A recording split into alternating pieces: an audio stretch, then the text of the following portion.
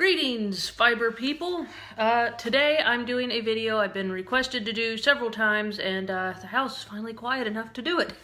You know how the holidays go. So anyhow, this is on a how to use a, and I'm going to call this a floor spindle because I've made other videos or posts about this particular spindle in the past, and I feel like every once in a while I'll get somebody that's like, that's a Navajo spindle, or that's not a Cherokee, it's a, I don't know, there seems to always be debate on the exact terminology of what this is supposed to be called, and I'm not here to tell you the definitive answer on that one way or the other, so I'm going to call this a floor spindle.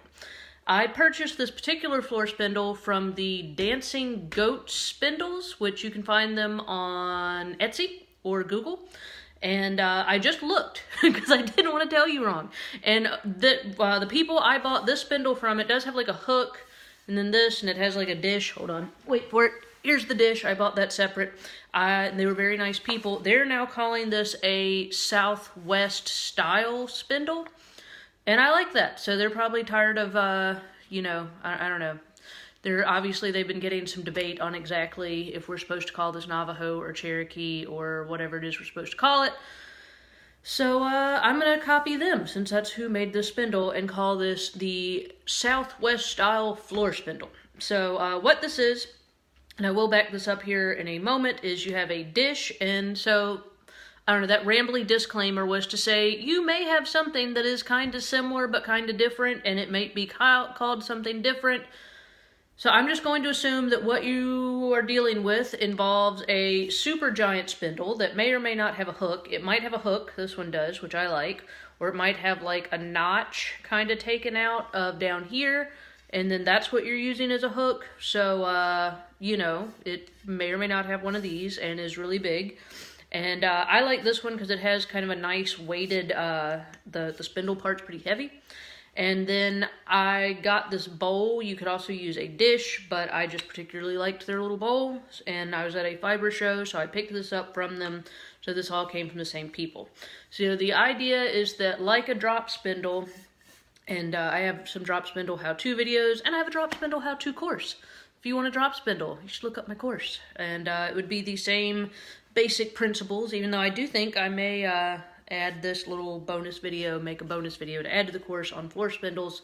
But we're going to attach the fiber up here, and then you're going to be spinning it, and then this is, you know, what's going to get the twist going, and then we're going to draft up here, and we're going to wrap it around here, and that's what's happening.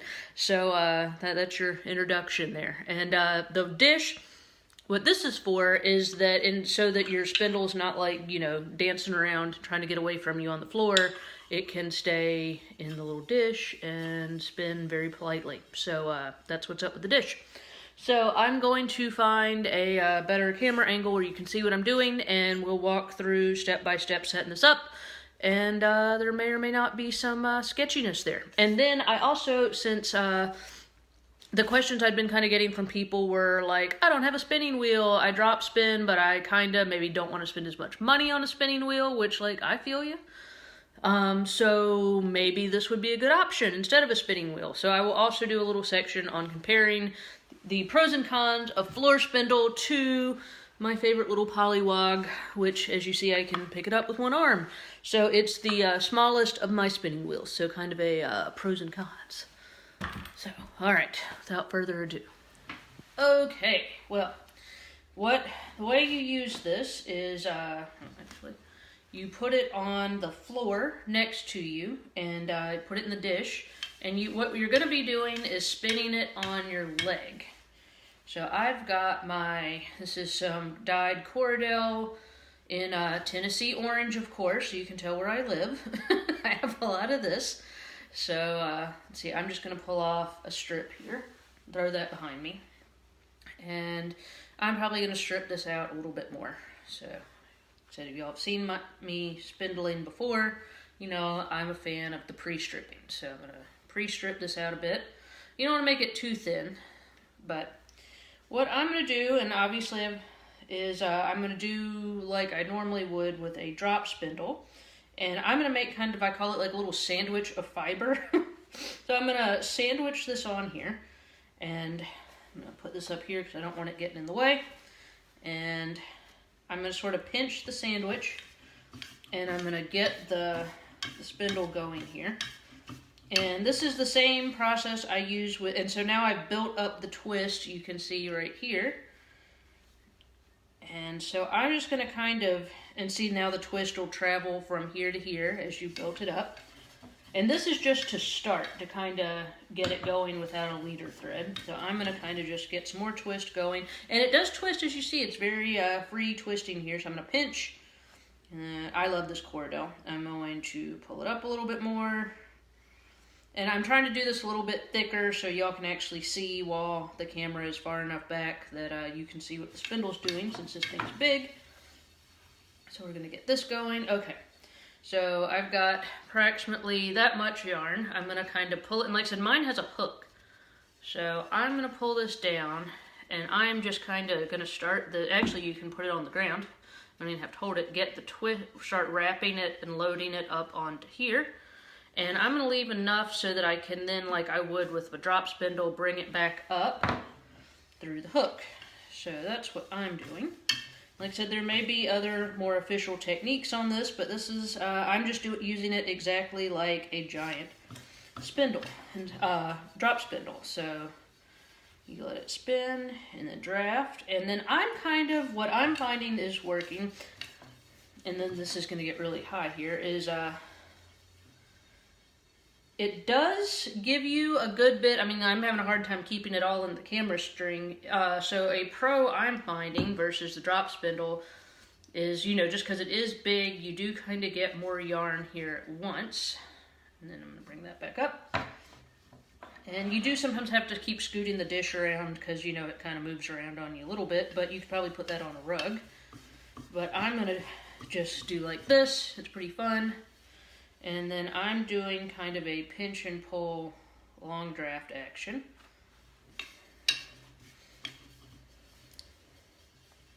And if you're not trying to make a video, which I imagine most people aren't, you can keep drafting. And like I said, I'm drafting this all the way up. I mean, you could just keep drafting pretty much like as far up as your arms could comfortably reach. I keep moving it off and then loading it back on. So that is your basics for the, you can see where I'm doing it here. And all I'm doing when I'm loading it on here, so you can see better, is I'm just like wrapping it, you know, around here. I'm kind of doing the up and down thing, so, you know, you can make it neat and pretty if you want. But just leave enough of a tail like I talk about in my drop spindle course if you have it, or any of my other videos. Leave enough tail that you can kind of bring it up, and I'm kind of hooking it like around the back and then back through this hook. And like I said, this is from the Dancing Goats spindle people on Etsy, and I really like this thing, so I think they've designed very nice ones. So feel free to look them up. And I am not affiliated with them at all, so just tell them hello for me, and I met them at a fiber festival. And then all this is doing is it enables you, I mean, you can even kind of do it on the floor, and if you wanted to, just kind of stand it up. And it lets you, see it's twisting on the floor now. Bring that twist up. So that is the basic how-to on using giant Southwest floor spindle. Alright, so as promised, comparison feelings on if you're trying to decide if you want to, you know, like upgrade from a drop spindle and you don't know whether or not you want the, like a small wheel, Pollywog or otherwise, because there are other small wheels, obviously I'm biased, or if you think maybe you would prefer to have a floor spindle. So for size preference, actually the floor spindle is taller. Taller than the Pollywog. Like I said, this is SpinOlution Pollywog, and so it's pretty small. So this one is taller. Aren't spinning it at this height though, so I wouldn't think about this as the orifice height. You're going to be spinning it actually at probably about the same height by the time you stick it out on an angle on your thigh. That being said, you should not, and I've made another video on it, it's not like you're spinning, or you shouldn't be in my opinion, spinning on this or this like hunched over, like right, you know, at the hook. You'd be spinning further up here anyway, but height-wise, there you go. This one obviously weighs much less because it's just a stick than this one, but I mean, I'm no like super strong human, and you know, neither of these are particularly hard to carry around. Your biggest factor is going to be, even though I feel like the floor spindle definitely was making yarn pretty quickly, I would say this is a quick way to make yarn on a spindle. Even though some people you see with the little drop spindles are just going to town. But if you're wanting to make maybe heavier yarns, more art yarn sort of things, or where you need like more room, this would be a great option if you're not wanting to do a wheel. The benefit of a wheel always is that you're going to be, you know, it's freestanding. Here, this isn't even on a gear.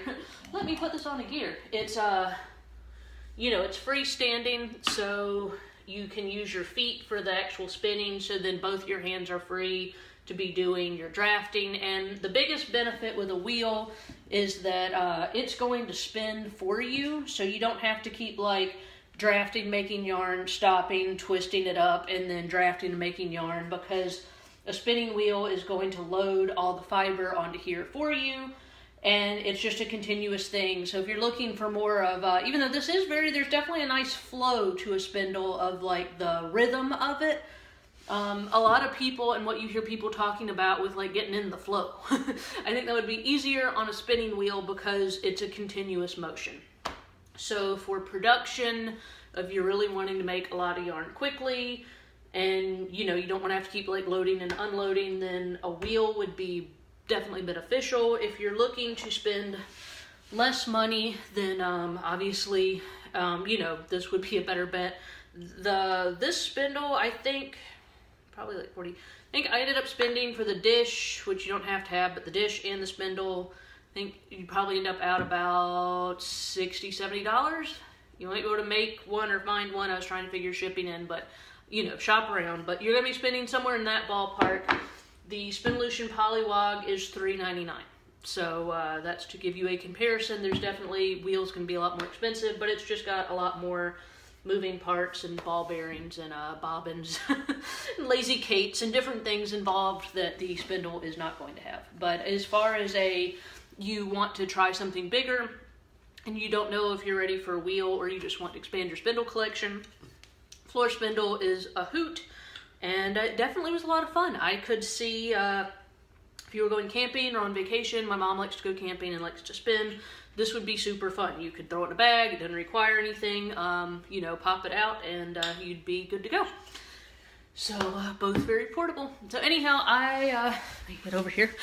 I hope that helps. I hope y'all enjoyed our video, and yeah, so hope that helps everybody decide what they needed to know about floor spindles. And like I said, feel free to look up the history on them, and then you can you know, send me a link, and I'll know the difference between a Cherokee, Navajo, and Southwest spindle. And I think there's some like Russian ones on it. There's a bunch of different ones, but this one is a Southwest style from Dancing Goats.